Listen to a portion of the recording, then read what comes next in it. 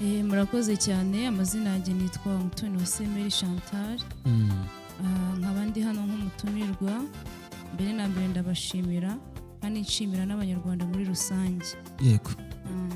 Bakomeza kwiyumvamo ikaze. Ikintu cya mbere nakoze nazanye umutoza. Nashatse umutoza kuza kudufasha, akadufasha mu buryo bwo gukoma ingoma ndetse no kwigisha abana kurambura amaboko ndetse no kubyina neza. Hanyuma uwo mutoza nawe reka tumusuhuze. Umutoza yitwa nde? Azwi ku izina rya Philipita, dukunda kumuhamagara Philipita, abantu b'ikarembure baramuzi cyane, ndamusuza cyane. Ni umwarimu mwiza ku bijyanye na traditional, turamukunda cyane. Munambeho TV, kisima ya maji ya uzima. And then tugira icyo twita weekend program. Dufite program yo muri weekend, abana baraza tukabigisha, baza mu gitondo 2:30. Bagakora siporo gakeya, bamara gukora siporo tuba dufite match, abana bakareba umupira, nibo bakina hagati yabo.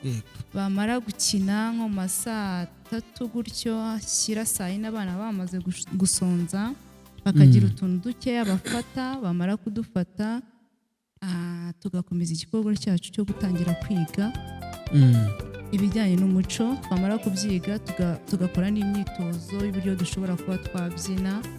After that, kubera ko tuba dufite abana benshi bagiye batandukanye, bagiye baturuka mu mujyi wa Kigali mu ngeri zigiye zitandukanye, ahantu hagiye hatandukanye. And then tuba dufite n'ibyicungo, bakaba babasha kujya mu byicungo abana bakishima. St Vincent Paroti Academy iherereye i Gikondo. Ku muntu uvuye Nyabugogo araza akagera Sejemu, akazamuka Mereze ya mbere, ubwo ni Gikondo Nyenyeri. Hanyuma Gikondo Nyenyeri rero urazamuka kuri Mereze ya kabiri, cyo ni icyapa gikurikira Gikondo Nyenyeri. Hanyuma yaho kandi ugakomeza ukagera aho bita kwa Kaboyi, ku cyapa cyo kwa Kaboyi. Ubwo uvuye kuri Mereze ya kabiri, icyapa gikurikiraho naho ngaho. Ukivamo neza utubona igipangu cya GS7 Saparoti, n'ubundi ni ikindi kigo nacyo cya Kiliziya Gatolika. Ukavamo hanyuma ugahita ureba ku ruhande gato, cyangwa se ukabaza umuntu ubonye aho hafi, uhita ubona icyapa cyanditseho St Vincent Paroti Academy. Munambeho TV, isoko y'ubugingo. Hanyuma kandi tubabwira ko Munambeho Empire ifite na Munambeho Studio, aho dukora amakwe. Ufite ubukwe bwiza kandi ushaka ko buzaba ari ubukwe bw'icyerekezo, kuri Munambeho Studio tubafitiye ibyuma ndetse n'ibikoresho byiza cyane byo kugufasha mu bukwe. Amafoto yawe ndetse n'amashusho bikazaza rwose ari umwimerere, bica impaka muri iki gihugu cy'u Rwanda ndetse no hanze yacyo.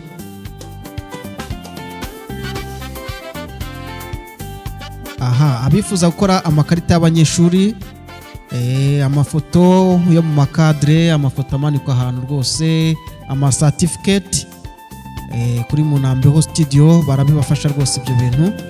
Hanyuma kandi bakaba muri Munambeho Investigation Board bategura n'amacoaching y'abana, by'umwihariko abo muri Kigali. Hari amacoaching y'abana mu rurimi rw'Igifaransa ndetse n'Icyongereza, amacoaching meza cyane rwose. Umwana wawe bamufata bakamukura ku rwego yari ariho bakamushyira ku rwego rufatika ruri international. Munambeho TV, isoko y'ubugingo.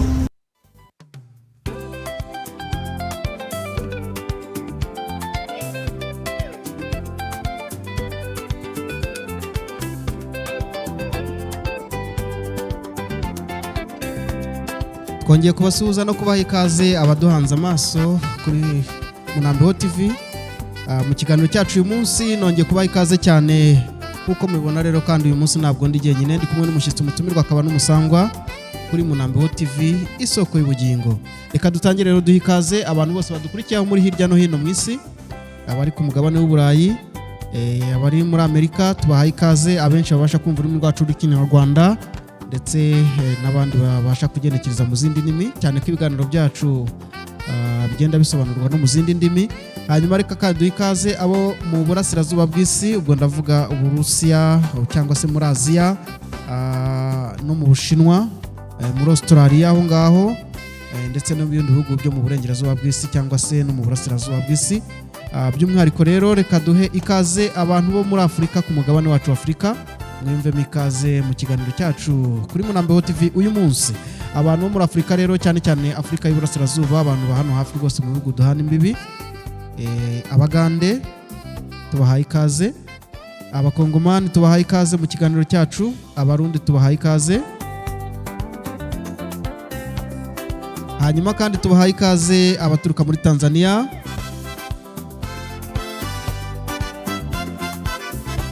tubahaye ikaze abari mu gihugu cyacu cy'u Rwanda, amajyepfo, amajyaruguru, uburasirazuba ndetse n'uburengerazuba. Kongeye kubaha ikaze kandi abo mu mujyi wa Kigali, aho Munambeho TV ikorera i Gikondo. Mwiyumvemo ikaze mu kiganiro cyacu cy'uyu munsi. Hanyuma rero dutangira ikiganiro cyacu uyu munsi, reka dutangire duha ikaze umushyitsi wacu mutumirwa, aratangira atwibwira ndetse asuhuza abanyarwanda muri rusange ndetse n'abandi badukurikiye. Ni karibu. Murakoze cyane. Amazina yanjye nitwa Umutoniwase Mary Chantal. Nkaba ndi hano nk'umutumirwa. Mbere na mbere ndabashimira kandi nshimira n'abanyarwanda muri rusange. Yego. Bakomeza kwiyumvamo ikaze. Hanyuma rero Umutoniwase Mary Chantal, uyu munsi twagutumiye nk'umunyarwandakazi ubirimo neza, uri mu muco gakondo wa Kinyarwanda. Twifuje ko utuganiriza ku bijyanye n'umuco nyarwanda, ariko kandi by'umwihariko ibikorwa abantu barushijeho kugenda bakubonaho muri iyi minsi cyangwa bakubonamo bijyanye n'imbyino gakondo za Kinyarwanda, by'umwihariko kuri Seven Party Academy. Hanyuma turagira ngo rero utangire ubwira abanyarwanda icyo gitekerezo cyaje gite, wahageze ryari, hanyuma wabitangiye ute, umwanya ni wanyu. Ni karibu. Murakoze cyane. Nk'uko nabibabwiye, amazina yanjye nitwa Umutoniwase Mary Chantal. Yego. So ngiye kubabwira noneho urugendo rwanjye muri Saint Vincent Party, igihe nahagereye n'uburyo twatangiye itorero ryacu bita Inkomeza Ruhimbi. Inkomeza Ruhimbi. Yes, urakoze cyane. Nageze muri Saint Vincent Party muri 2025. Yego. Mu ntangiriro z'igihembwe cya mbere. Nibwo natangiye kwigisha muri Saint Vincent Party. Nkihagera nasanze hari amakarabu agiye atandukanye, harimo nka Environment, nsangamo ICT Club, nsangamo na Traditional, nsangamo na Dance Modern.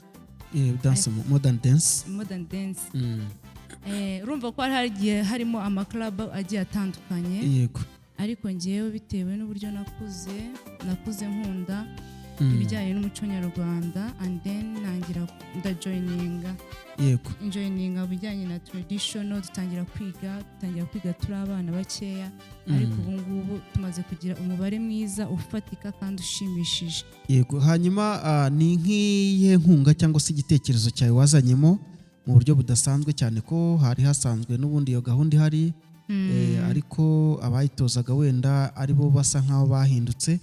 Hanyuma we washyizemo uruhe ruhare kugira ngo iyo club cyangwa se iyo traditional dance, izo mbyino nyarwanda zikomeze gutera imbere ku rwego tumaze kubibonaho cyane ejo bundi ko mu marushanwa yabaye muri paruwasi ya Gikondo, muri Kiliziya Gatolika mu cyumweru cy'uburezi, mu bigo byose bifite ibyiciro nk'ibya kuri Saint Vincent Party Academy, ndumva aribo baje ku mwanya w'imbere. Hanyuma uruhare rwawe ni uruhe, cyangwa se n'icyo wakoze kugira ngo barusheho gutera imbere? Murakoze cyane. Ni ikibazo cyiza umbajije. Urumva naraje nsanga abana bari bikunze ariko ntabwo babikora neza.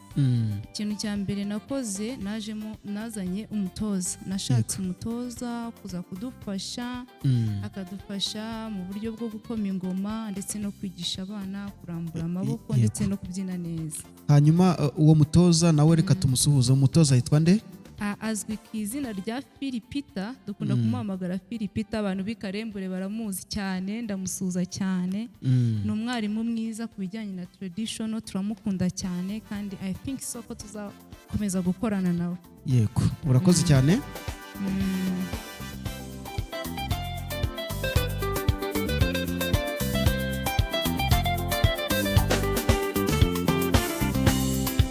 hanyuma rero ubuzanye umutoza mushyizemo ibyiciro bitandukanye muri izo mbyino nyarwanda cyangwa se gakondo. Ibintu murabikoze neza. Hanyuma cyane ko abana baba ari abanyeshuri amasaha menshi barayo kwiga mu minsi y'imibyizi, mwakoze iki kugira ngo abana babashe kubona umwanya uhagije wo kubyitoza bagere ku rwego bariho ndetse n'urwo bifuza kugeraho? Muri gukora iki kugira ngo bakomeze gutera imbere? Ese nihe gahunda cyangwa se nizihe porogaramu mwagiye mubashyiriraho? Murakoze cyane. Urabona imbyino gakondo ni imbyino ikunzwe n'abanyarwanda, sibyo? Abanyarwanda bakunda iyi mbyino cyane cyane ndetse n'abanyamahanga. And then twararebye dusanga mu gihe cyo kwiga ntabwo twabona umwanya uhagije wo kuba twatoza abana cyangwa se abana kuba baza bagatangira kwiga. And then tugira icyo twita weekend program. Dufite program yo muri weekend, abana baraza tukabigisha, baza mu gitondo 2:30. Bagakora siporo gakeya, bamara gukora siporo tuba dufite match, abana bakareba umupira, nibo bakina hagati yabo. Bamara gukina nko masaa 3 gutyo, shyira saa 4 abana bamaze gusonza, bakagira utuntu dukeya bafata. Bamara kudufata tugakomeza igikorwa cyacu cyo gutangira kwiga ibijyanye n'umuco. Twamara kubyiga tugakora n'imyitozo y'uburyo dushobora kuba twabyina. After that twako tuba dufite abana benshi bagiye batandukanye, bagiye baturuka mu mujyi wa Kigali mu ngeri zigiye zitandukanye, ahantu hagiye hatandukanye. And then tuba dufite n'ibyicungo, bakaba babasha kujya mu byicungo abana bakishima. Muri make nicyo kintu dukora ku wa gatandatu, biba bishimishije kandi nkangurira n'abanyarwanda muri rusange kohereza abana babo kuza rwose tugafashanya, tugakorera hamwe. Ibyishimo by'abana birahenda kandi buriya iyo umwana yishimye bitera umubyeyi nawe kwishima. Ndabikunda cyane kandi ndashishikariza ababyeyi rwose kohereza abana babo muri St Vincent Paruti Academy ku wa gatandatu, tugakorana kandi aba ari byiza cyane, muzabikunda. Urakoze. Hanyuma rero dukomeze kubaha ikaze mu kiganiro cyacu. Murumva ko hakorwa ibintu byiza cyane kuri St Vincent Paruti Academy. Hanyuma reka mparangire abantu bumva bagize ubushake ndetse nimba mutima zo gutuma bazana abana babo kugira ngo bige ibijyanye n'umuco nyarwanda ndetse n'imbyino gakondo. St Vincent Paruti Academy iherereye i Gikondo. Ku muntu uvuye Nyabugogo araza akagera Sejemu akazamuka Mereze ya mbere, ubwo ni Gikondo Nyenyeri. Hanyuma Gikondo Nyenyeri rero urazamuka kuri Mereze ya kabiri, cyo ni icyapa gikurikira Gikondo Nyenyeri. Hanyuma yaho kandi ugakomeza ukagera aho bita kwa Kaboyi, ku cyapa cyo kwa Kaboyi. Ubwo uvuye kuri Mereze ya kabiri, icyapa gikurikiraho naho ngaho. Ukivamo neza utubona igipangu cya GS7 Saparuti, n'ubundi ni ikindi kigo nacyo cya Kiliziya Gatolika. Ukavamo hanyuma ugahita ureba ku ruhande gato cyangwa se ukabaza umuntu ubonye aho hafi, utubona icyapa cyanditseho St Vincent Paruti Academy.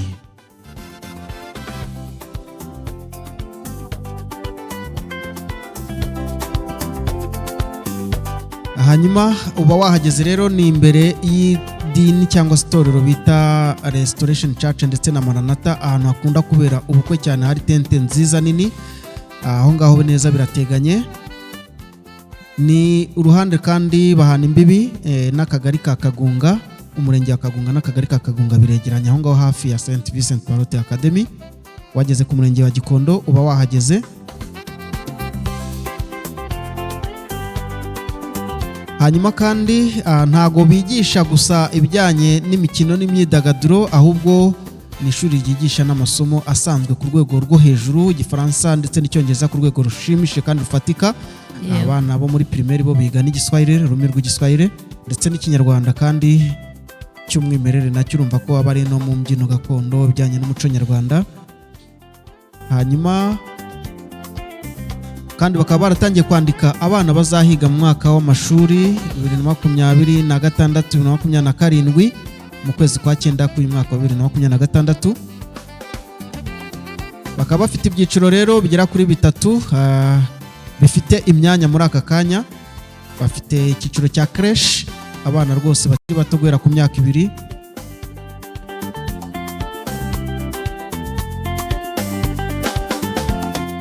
Hanyuma kandi bakagira icyiciro cya maternelle, baby class, middle class ndetse na top class. Bakagira n'icyiciro cya primaire, bagira lower primary na upper primary.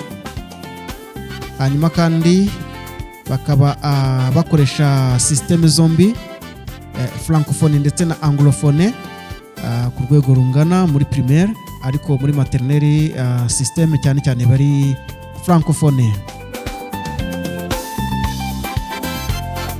Aho umwana arangiza icyiciro cy'amashuri y'incuke avuga igifaransa neza cyane rwose nk'uwakivukiyemo. Umwana arangiza primaire kandi avuga neza igifaransa ndetse n'icyongereza. Bafite abarimu beza kandi abarimu b'abahanga rwose babizobereye babigize umwuga. Bafite abarimu b'abanyarwanda beza cyane ndetse n'abanyamahanga guturuka mu bihugu hirya no hino bitandukanye. Niba ari icyongereza kigishwa n'abaturuka mu bihugu bivuga icyongereza, hanyuma igifaransa nacyo kigishwa n'abaturuka mu bihugu bivuga ururimi rw'igifaransa. Hanyuma rero dukomeze kandi tuganira n'umushyitsi wacu. Hanyuma muri Saturday program ubwo ni gahunda yo muri weekend kwa gatandatu. Abandi bana batiga kuri icyo kigo bemerewe kuza muri iyo gahunda? Abandi bana batiga muri St Vincent Paroti baremerewe, ariko by condition. Yego. Urumva ni ibintu bidasaba time, bidusaba igihe kubitegura ndetse no kubishyira mu bikorwa. Nk'uwo mwarimu Philipita ntabwo yaza hano kwigisha abana for nothing. And then niyo mpamvu habaho ikintu akantu gatoya kameze kitwa motivation cyangwa se kumuha amazi nk'umutoza, amazi y'umutoza. Yego. So ntabwo biri twavuga ko bifite high cost. Ni igiciro gitoya cyane. Niyo mpamvu dushishikariza ababyeyi bari mu mujyi wa Kigali kohereza abana muri weekend. Saturday program ikorwa neza cyane kandi umwana wawe agataha ameze neza. Yes, yishimye, yakoze ka siporo, yabyinnye yishimye buri kimwe. Hahandi ureba n'umwana ukavuga ati wow, umwana wanjye arishimye. Yego, urakoze cyane. Hanyuma rero ku bundi busobanuro cyangwa se ushaka kumenya andi makuru yimbitse, ushobora guhamagara umuyobozi w'ikigo St Vincent Paroti Academy kuri nimero 0788 612 22 97. Ndayisubiramo, ushobora guhamagara kuri 0788 612 22 97. Uwo ni umuyobozi w'ikigo. Ushobora guhamagara kandi kontabule w'ikigo cyangwa se prefet des études w'ikigo. Kandi ushobora no guhamagara cyangwa se kwifashisha nimero ubona kuri screen yawe, ubwo ni nimero ya Munambeho TV. Hanyuma natwe tukakurangira 078 nimero ya Munambeho TV 078 32 502 cyangwa se 072 65 83 933. Hanyuma rero abantu bakunda ibiganiro bya Munambeho TV, reka tubabwire ngo mukomeze kudukurikira muri benshi, ariko kandi abadukurikira ku rubuga rwacu cyangwa ku rukuta rwa Munambeho TV kuri YouTube, mushobora gukomeza kudufollowinga cyangwa se gukora subscribe, share ndetse na comment kugira ngo ubutumwa bwiza ndetse n'ibiganiro byacu bitandukanye birushaho kugera kuri benshi mu isi. Hanyuma reka duhe umwanya umushyitsi mutumirwa wacu ugira abantu nk'abangahe usuhuza kugira ngo nabo biyumvemo ikaze kandi bumve ko ubazirikana kuri Munambeho TV. Okay, mbere na mbere ndasuhuza ababyeyi banjye kabiri nkasuhuza abantu baherereye mu gihugu cyacu aho bari hose, yego, ndetse no mu bihugu by'abaturanyi n'isi yose muri rusange. Kandi nkasuhuza abarezi dukorana umunsi ku wundi, yego, nkasuhuza n'abakongomani dukorana, ngiye nkunda kubivuga, turabakunda cyane, yego, bumve ko bari mu gihugu cyiza, igihugu kibakunda, yego, kandi dukunda n'ibyo n'ubumenyi bahereza abana bacu. Kuko nk'iyo ndi kumva umwana wo muri Saint Vincent Paul ukuntu aba ari kuvuga France mu buryo bwiza kandi butomoye, biranezeza, kandi sinanjye njyenyine, binezeza n'ababyeyi. Kandi urumva ni ibintu by'agaciro, bifite n'umumaro ku gihugu cyacu. Rero biyumvemo ikaze, turabakunda cyane aho bari hose, ndabasuhuza kandi cyane. Yego, urakoze cyane, Imana iguhe umugisha.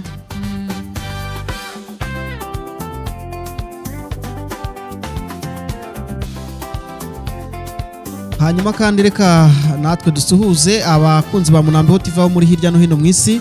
Hanyuma dusuhuze kandi by'umwihariko abanyamakuru ba Munambeho TV aho bari hirya no hino mu gihugu ndetse no hanze, abambasaderi n'abambasadrice ba Munambeho TV, namwe tubahaye ikaze ndetse turabasuhuje cyane. Ntago twasuhuje kandi tudasuhuje ababa ku rubuga rwacu rwa Munambeho TV, aho abadukurikira bari benshi bifuza kurujyaho bajya batwandikira kuri nimero 0788231502.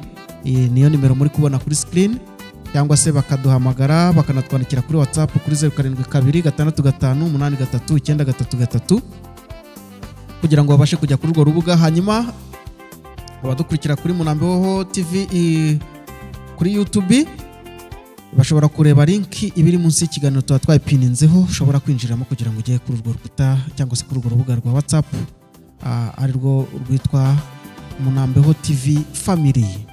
Hanyuma kandi tubibutsa ko turi gutegura urugendo rwa Tembera u Rwanda na Munambeho TV, aho abagize Munambeho TV cyangwa se abakuru urwo rubuga rwa WhatsApp duhurira hamwe, duhitamo igihugu cyangwa se intara mu Rwanda n'akarere, hanyuma tugasohokera tugatembera tukareba ibyiza bigize ako karere cyangwa se iyo ntara, icyo barusha ibindi bice, hanyuma tukicara tukanaganira tukanapanga izindi gahunda zose za Munambeho TV. Hanyuma kandi tubabwira ko Munambeho Empire ifite na Munambeho Studio, aho dukora amakwe, ufite ubukwe bwiza kandi ushaka ko buzaba ari ubukwe bw'icyerekezo. Kuri Munambeho Studio tubafitiye ibyuma ndetse n'ibikoresho byiza cyane byo kugufasha mu bukwe, amafoto yawe ndetse n'amashusho bikazaza rwose ari umwimerere, bica impaka muri iki gihugu cy'u Rwanda ndetse no hanze yacyo.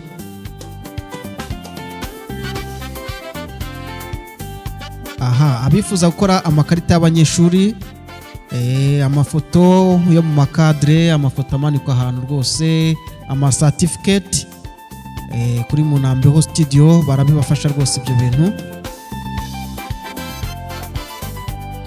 Hanyuma kandi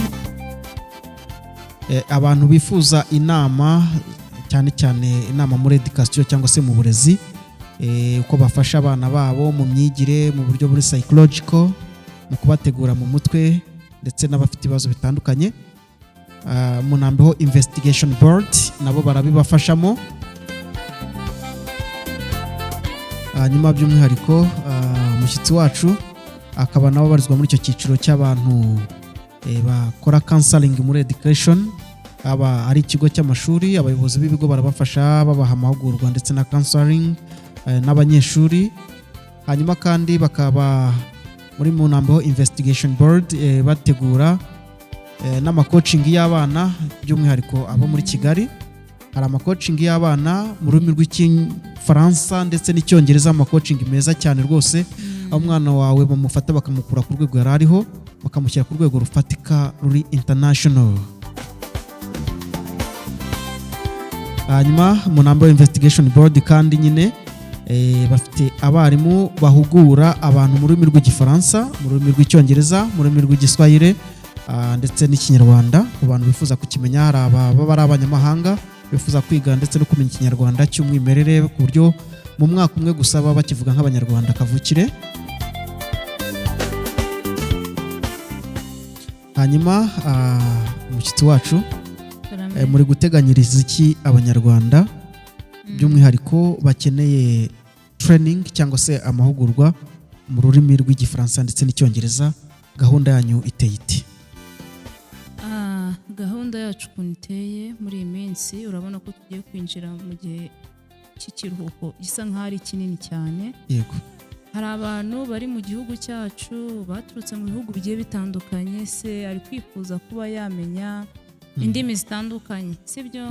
N'abanyarwanda barabyifuza cyane. N'abanyarwanda barabyifuza. Hari n'abakoreya baza mu gihugu ariko already batazi icyongereza, ariko barashaka kukimenya. Bose rero n'abandi mu bihugu bitandukanye muri make. Mu bihugu bitandukanye nta limiti ihari. Yego, ushobora kuba uturutse mu gihugu kivuga igifaransa bakagufasha kumenya icyongereza, ukaba uturutse aho bavuga icyongereza bakagufasha kumenya ifaransa, ukaba uturutse muri ibyo bihugu ariko wumva uzatinda mu Rwanda bakagufasha kumenya, mukamufasha kumenya ikinyarwanda neza. Yego. Hanyuma ikintu nashaka kubwira abanyarwanda muri rusange, dufite abarimu pe, dufite abarimu kandi babyize cyane. Yego. Ikintu mbakangurira rero ni muze tubafashe. Yego. Nimero bazibahaye, address mwayumvishe, ni Gikondo. Yego. Muze tubafashe, ni karibu kandi ni ibintu bidahenze, nibibatera ubwoba, biroroshye kandi twabikora dufatanyije. Yego. Hanyuma kandi kuri St Vincent Paroti Academy dukomeza, nababwira ko bari gutegura gahunda y'abana mu kiruhuko. Yego. Aho abana bazaba bari mu mbyino gakondo. Mu minsi isanzwe harimo iminsi mike mu cyumweru izagenda itoranywamo, bakaza bakitoza imbyino gakondo. Abandi bakaza mu mupira w'amaguru, dufite football club, team rwose imeze neza, ifite n'umutoza mwiza cyane. Abandi bakaza muri ICT, aho du training abana mu kijyanye na ICT rwose, aho umwana ashobora kurangiza primary cyangwa se na secondary afite certificate ndetse ari no ku rwego rwiza rwa ICT, ashobora gukora ibintu bitandukanye ndetse bishobora gufasha abantu benshi mu isi, nawe ubwe kandi tutamusize. Hanyuma kandi tukaba tubafite noneho by'umwihariko n'ishuri ry'umuziki rigiye gutangira vuba aha ngaha. Ishuri rifite ibyangombwa rwose byemewe na leta, ishuri rikomeye cyane, aho bazajya bigisha gucuranga piano, gucuranga guitar, gucuranga fanfare ndetse n'ibindi bikoresho bitandukanye, harimo na drum cyangwa se ingoma. Abana bifuza rwose kuba bakubita ingoma iziriko zikubara muri za kompanyi musique. Yego. Bashobora kuza bakajoininga ibyo bikorwa bigiye kujya bibera hano kuri St Vincent Paroti Academy mu gihe cy'ibiruhuko, kugira ngo umwana arangize ikiruhuko aruhutse, anezerewe ndetse anyuze mu bintu bitandukanye. Yego. Hanyuma rero umushyitsi wacu mutumirwa ni wowe wo gushimirwa, turagushimiye cyane. Wakoze kuza mu kiganiro cyacu uyu munsi. Hanyuma kandi mukomeze mutegura ibintu byiza kuri St Vincent Paroti Academy. Yego. Hanyuma mutegurira abanyarwanda ibintu byiza. Hanyuma kandi uko muzajya mugira amakuru mashya mwunguka cyangwa icyo mwifuza kugeza ku banyarwanda, nikaze na karibu kuri Munambeho TV. Yego. Hanyuma hari icyo wabwira abantu dusoza?